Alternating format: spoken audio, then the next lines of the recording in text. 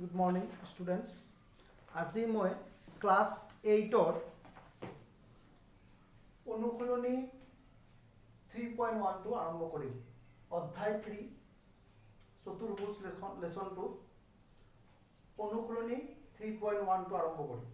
আৰু 3.1 কৰিবৰ কাৰণে আমি প্ৰথমতে কিছুমান সূত্ৰ আমি লিখি লৈছো। সূত্ৰটো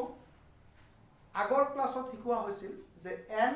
বাহু সম্পূৰ্ণ বহুভুজৰ অন্তকোণবোৰৰ সমষ্টি কেনেকৈ ওলায়, মানে তিনিটা বাহু থাকিলে তাৰ অন্তকোণৰ সমষ্টি কিমান, চাৰিটা বাহু থাকিলে তাৰ অন্তকোণৰ সমষ্টি কিমান, আমি এইটো ওলাইছিলো। তো এই সূত্ৰটোৱে মই ইয়াতে লিখা হৈছে যে n বাহু সম্পূৰ্ণ বহুভুজৰ অন্তকোণৰ সমষ্টি 2n - 4 into 90 ডিগ্ৰী। সেইটো তাৰপিছত লিখা হৈছে 2 নম্বৰ সূত্ৰটো সুষম বহুভুজৰ প্ৰতিটো অন্তকোণৰ যোগ কিমান হ'ব, প্ৰতিটো অন্তকোণৰ যোগ 2n -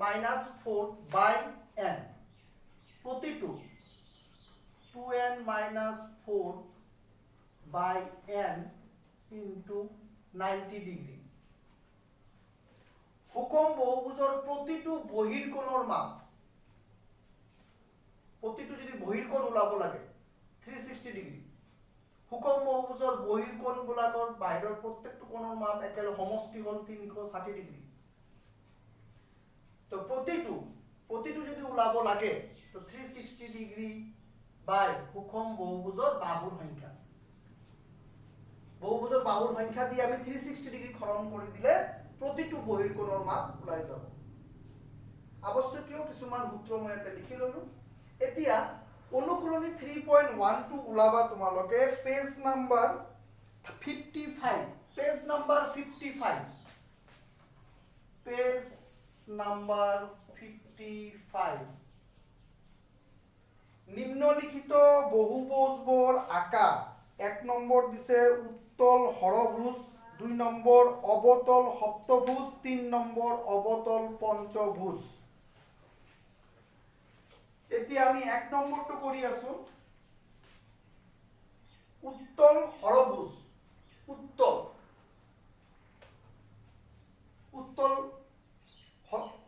কি কৈছিল, হৰভুজ মানে 6টা বাহু হ'ব লাগিব। তো 6টা বাহু, হৰ মানে 6টা বাহু হ'ব লাগে। তো আমি ইয়াতে আঁকিছো, চোৱা এইটো 1 2 3 4 5 6, 6টা বাহু কেনেকৈ আঁকিব লাগে, দুটা আঁকিলা হৈ গ'ল, 1 2 3 4টা হ'ল, 5 6 হৈ গ'ল, 6টা বাহু এনেকা। উত্তল হৰভুজ,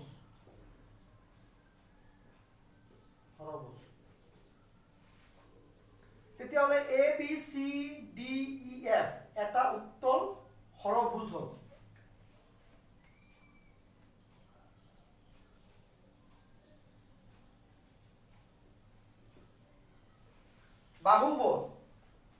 বাহুবোৰ লাগে আমাক এ বি লিখিছো, চোৱা B C, C D, D E F, F A এইটো লিখিছো। কোণবোৰ এ কোণ, বি কোণ, চি কোণ, ডি কোণ, ই কোণ, এফ কোণ লিখিছো। এবাৰ আমি 2 নম্বৰ কৰিম অবতল সপ্তভুজ। আমি উত্তল অবতল বহুভুজ কেনেকৈ হয় আগৰ ক্লাছত আমি শিকিছো। অবতল সপ্তভুজ 7টা বাহু হ'ব লাগিব। আৰু অবতল মানে যাৰ এটা কৰ্ণ বাহিৰত হ'ব, তেনেকা চিত্ৰবোৰ হয় অবতল বহুভুজ। যি মানে এটা কৰ্ণ মিনিমাম, কম কৰিও এটা কৰ্ণ ক'ত হ'ব লাগে, বাহিৰত হ'ব লাগে, সেই চিত্ৰবিলাক হয় অবতল। কথাখিনি বেছিকখিনি পুৰা ক্লিয়াৰ হ'ব লাগিব, স্পষ্ট হ'ব লাগিব। তো অবতল সপ্তভুজ এই 7টা বাহু আঁকিছো, চোৱা ইয়াতে কেনেকৈ আঁকিছো। এইটো A B C, A B B C C D D E F F G, চোৱা 1 2 3 4 5 6 7টা বাহু আঁকিবা। লিখি দিছো A B C D E F G এটা অবতল সপ্তভুজ। বাহুবোৰ লিখি দিছো AB BC CD DE EF FG GA বা AG কোণবিলাক লিখি দিলে হ'ল A কোণ B কোণ C কোণ D কোণ E কোণ F কোণ G কোণ সাতটা হৈ গৈছে 1 2 3 4 5 6 7 1 2 3 4 5 6 7 এইটো হ'ল অবতল সপ্তভুজ এটা 3 নম্বৰ আছে অবতল পঞ্চভুজ পাঁচটা বাহু আঁকিব লাগিব এইটো তোমালোকে নিজে কৰিবা পঞ্চভুজ পাঁচটা বাহু অবতল হ'ব লাগিব যাতে এটা কৰ্ণ আমি বাহিৰত আঁকিব পাৰো অন্তত এটা কৰ্ণ অবতল বুলি কোৱাৰ লগতে এই কথাটো মনত পেলাবা যে অবতল বহুভুজ বুলি ক'লে মিনিমাম এটা কৰ্ণ আমাৰ বাহিৰৰ ফালে হ'ব লাগিব এইটো ঠিক আছে তো 3 নম্বৰটো একৰ 3 নম্বৰটো তোমালোকে নিজে চেষ্টা কৰিবা এটা 2 নম্বৰ কোশ্চেনটো দিছে নিম্নলিখিত উত্তল বহুভুজবোৰ আঁকা আৰু প্ৰত্যেকটো কৰ্ণ চিহ্নিত কৰি মুঠ কৰ্ণৰ সংখ্যা লিখা 2 নম্বৰ কোশ্চেনটো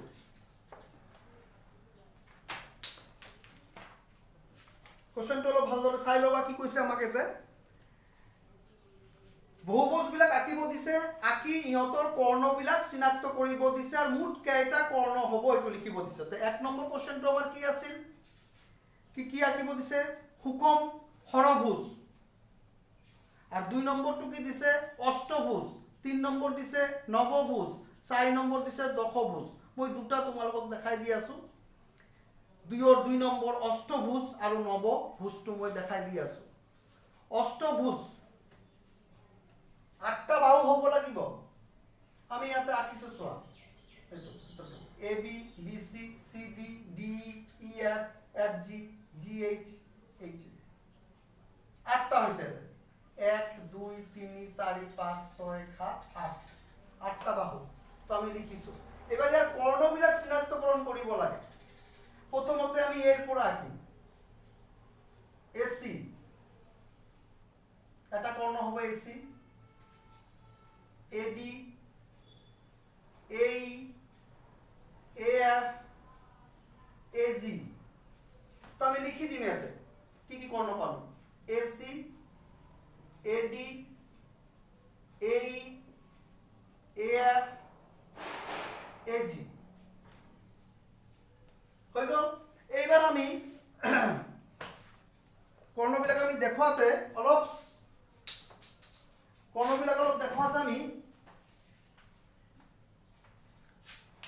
কালাৰটো চেঞ্জ কৰি লৈ আছো এতিয়া বিৰ পৰা BD BE BF BG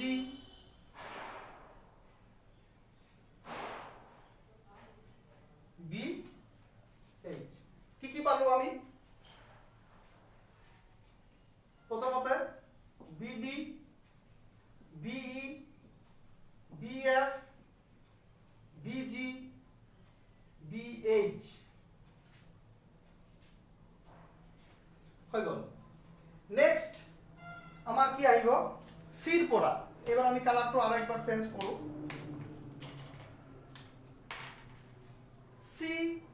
সিৰ পৰা আমি আঁকিম এতিয়া সিৰ পৰা তো আমি সিৰ পৰা যদি আঁকোটো CE CF CG CH তো লিখি দিও এইটো সিৰ পৰা CE CF CG CH হৈ গ'ল আৰু CA এটো তো হৈছে AC ৰ পৰা আমাৰ এটা হৈছে হৈ গ'ল চাৰিটা এতিয়া আমি ডিৰ পৰা আঁকি ডিৰ পৰা যদি আঁকো আকৌ কালাৰটো চেঞ্জ কৰিব লাগে আমি কালাৰটো অলপ চেঞ্জ কৰি লওঁ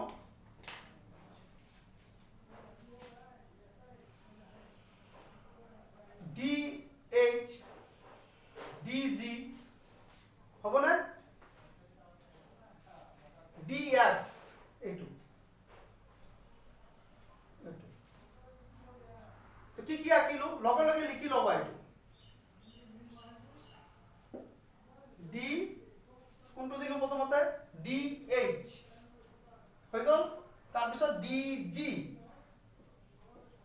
তাৰপিছত ডি এফ তিনিটা বাস তাৰপিছত এতিয়া আমি ইৰ পৰা চাম ই এইচ এইটো কালাৰটো চেঞ্জ কৰি লওঁ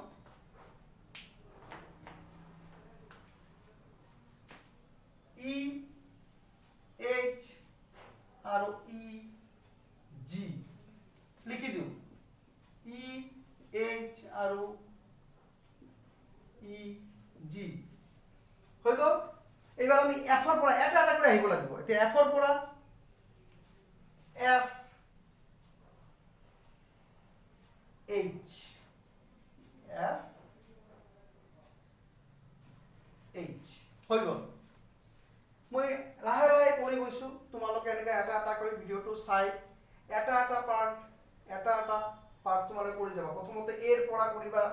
এইটো লিখি ল'বা তাৰপিছত বিৰ পৰা তাৰপিছত চিৰ পৰা তাৰপিছত ডিৰ পৰা তাৰপিছত ইৰ পৰা তাৰপিছত এফৰ পৰা কৰ্ণবিলাক আঁকিব লাগে এতিয়া কৰ্ণ কেইটা হ'ল 1 2 3 4 5 6 7 8 9 10 11 12 13 14 15 16 17 18 19 20 তো মুঠ কৰ্ণৰ সংখ্যা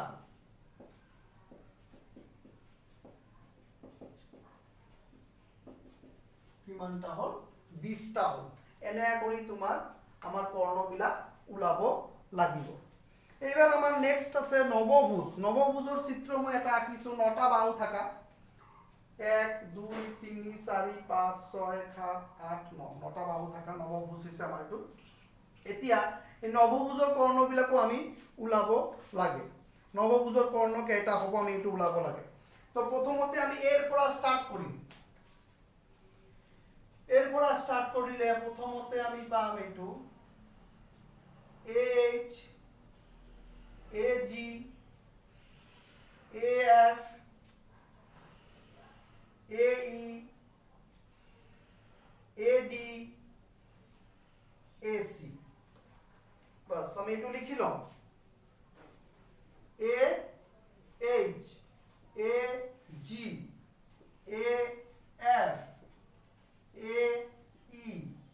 এ ডি এ সি 1 2 3 4 5 6টা ওকে এতিয়া আমাৰ বিৰ পৰা কেইটা কৰ্ণ হয় আমি কালাৰটো চেঞ্জ কৰি লওঁ বিৰ পৰা এতিয়া বি পৰা যদি আমি কৰিব যাওঁ সোৱা বি আই এটো বি আই তাৰ পিছত B H BG, BF, E, BD হৈ গ'ল আমি এটা লিখি দিও এইটো BI, BH, BG, BF, BE, BD হৈ গ'ল মুঠ কেইটা হ'ল 6টা হ'ল ওকে এবাৰ আমি সিৰ পৰা আহিব লাগে সিৰ পৰা সোৱা এতিয়া সি2 কনসেন্ট্ৰেশন কৰা সিৰ পৰা আমি কোনটো পাম সোৱা এটো C I C H C G C F C E এটা হ'ল হৈ গ'ল তো সিটো লাগি আছে কেটা কোনটো লিখিলো আমি এটো সি আই মন কৰা আকৌ প্ৰথমৰ পৰা অলপ কনসেন্ট্ৰেশন কৰিব লাগিব সি আই সি এইচ তারপর সি জি সি এফ সি ই কেটা পালো 5টা সরি 5টা ওকে এতিয়া আমাৰ ডিৰ পৰা আহিব লাগিব আকৌ এতিয়া ডিৰ পৰা যদি আহিব লাগে কোৰ পৰা আহিব ডি টু কনসেন্ট্ৰেশন কৰা ডিৰ পৰা ডি এটো সো ডি আই তাকে লিখি লব পাৰা যে ডি আই লিখি দিও তাৰপিছত ডি এইচ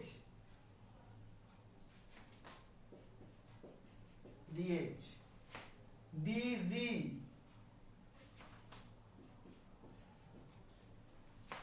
DF হৈ গ'ল চাৰিটা এতিয়া আমাৰ আহিব লাগে ইৰ পৰা এতিয়া ইৰ পৰা আহিব লাগে ই টু কনসেন্ট্ৰেশন কৰা EI লিখি লওঁ এইটো EI হৈ গ'ল তাৰপিছত EH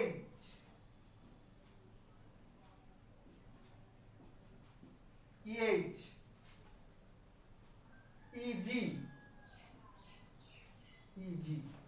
হৈ গ'ল তিনটা হ'ব ইয়াৰ পৰা ইৰ পৰা এতিয়া F ৰ পৰা চোৱা F টু কনসেন্ট্ৰেশন কৰা F কনসেন্ট্ৰেশন কৰিব লাগে F ৰ পৰা কেইটা হ'ব তিনিটা হ'ব F ৰ পৰা FI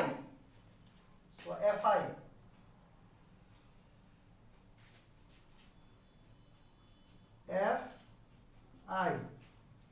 তাৰপিছত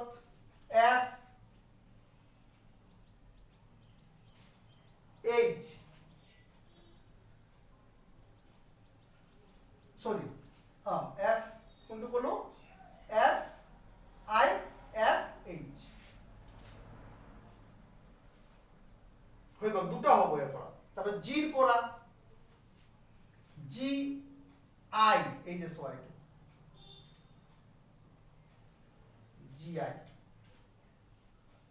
GI হৈ গ'ল আমাৰ আৰু নাই ইয়াত কেইটা হ'ল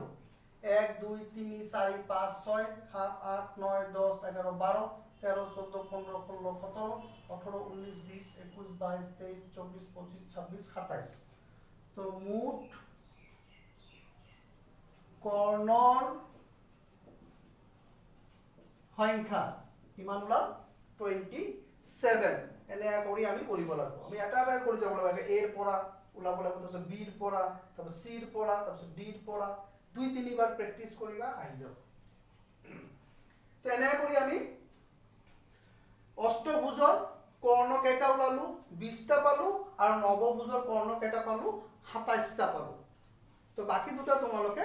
ট্ৰাই কৰিবা এতিয়া নেক্সট কোশ্চেনটো দিছে 3 নম্বৰ কোশ্চেনটো কি দিছে নিম্নলিখিত সুষম বহুভুজ আঁকি কোশ্চেনটো তোমালোকে কিতাপতো চাব পাৰা সুষম বহুভুজ আঁকিব দিছে প্ৰত্যেকটো কোণৰ সমষ্টি ওলাব দিছে আৰু বহুভুজৰ প্ৰতিটো কোণৰ মাপ ওলাব দিছে কোণৰ সমষ্টি ওলাব দিছে আৰু প্ৰতিটো কোণৰ মাপ ওলাব দিছে প্ৰত্যেকটো কোণৰ সমষ্টি ওলোৱা আৰু বহুভুজটোৰ প্ৰতিটো কোণৰ মাপ মানে প্ৰত্যেকটো এটা এটা মাপ ওলাব দিছে আগতে সমষ্টি ওলাব দিছে প্ৰত্যেকটো কোণৰ সুষম বহুভুজ বুলি ক'লে প্ৰত্যেকটো বাহু সমান হয় তেনেকা কৰি চিত্ৰটো আঁকিব চেষ্টা কৰিবা যাতে এটা সাইডত মানে দেখাত যাতে মানে সমান দেখায় অলপ তেনেকা ট্রাই কৰিবা আঁকিলে হৈ যাব তো মই ইয়াতে সুষম বহুভুজ এটা আঁকিছো সুষম হৰভুজ বুলি কৈছিল সৰি হৰভুজটো লিখা নাই হৰভুজ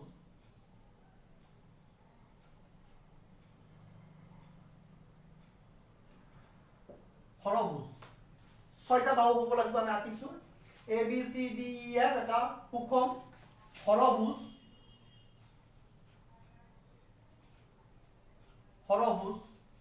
ইয়াৰ প্ৰত্যেকটো বাহু সমান হ'ব লিখিছো আমি A B B C C D D E F A প্ৰত্যেকটো বাহু সমান এটো সমান মানে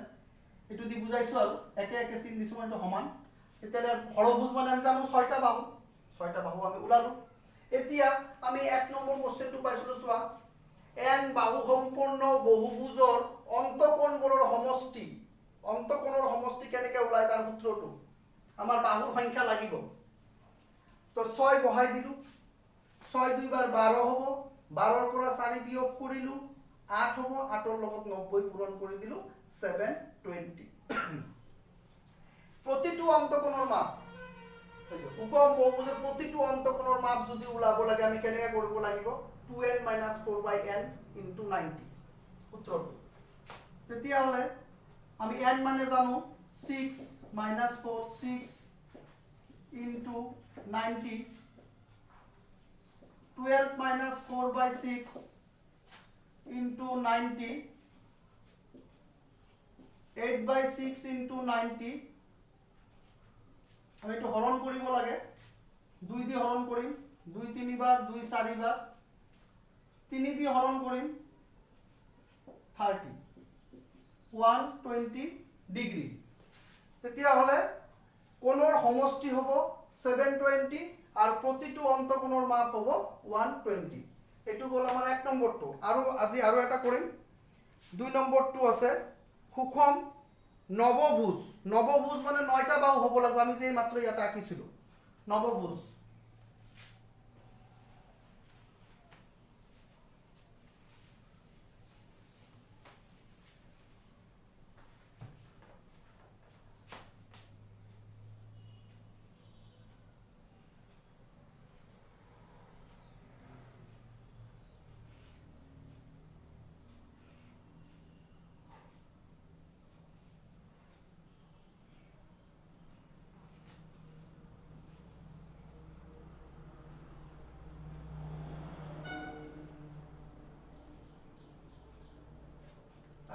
নৱভুজ হল 9টা বাহু হৈছে এটা চোৱা 1 2 3 4 5 6 7 8 9 9টা বাহু হল প্ৰত্যেকটো বাহু সমান হ'ব এটো অলপ সমান কৰি আঁকিব লাগিব ইয়াৰ বাহুৰ সংখ্যা কিমান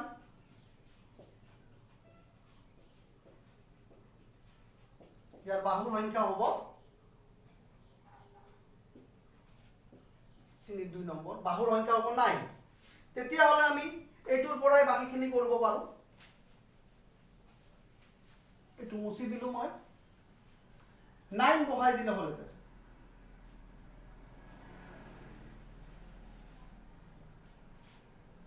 9 18 হ'ব 14 into 90